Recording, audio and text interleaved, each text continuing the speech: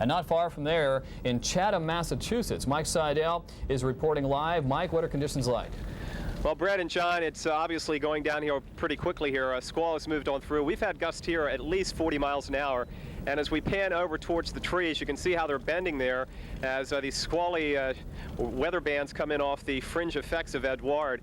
Now, we're expecting, obviously, the weather to go downhill tonight. Fortunately, as you've been mentioning, you and John, it's not going to be a Hurricane Bob like in 1991, but obviously hurricane force winds are expected sometime around daybreak in the morning, first thing Labor Day morning.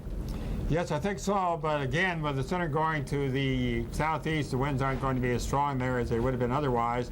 And very likely you won't have such great duration even of winds to hurricane force. The rain, though, is going to be with you for quite a few more hours. Well, John, I can tell you right now that it's raining pretty hard. I think I'll get some hazard pay when I get back. We've seen these bands just begin to move in. You can probably hear the water coming off the roof, and it's coming down pretty hard. I'd say moderate rain right now in this squall with the gusty winds as we just showed you. Now, as far as evacuations, they don't have mandatory evacuations here in Massachusetts. They're urging people in low-lying areas, especially out on Nantucket, to go over to the high school to get into a safer environment. And most people around here in Chatham, I think, are just hunkered down for the night. We saw a few stores boarded up. In fact, the hardware store was boarded up when we drove through town.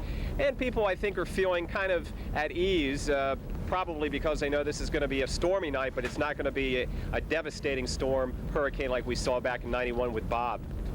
That's right, Mike. Well, thanks a lot for your report. We'll get back to you later on. Hopefully conditions will not worsen. Well, we also have not only Edouard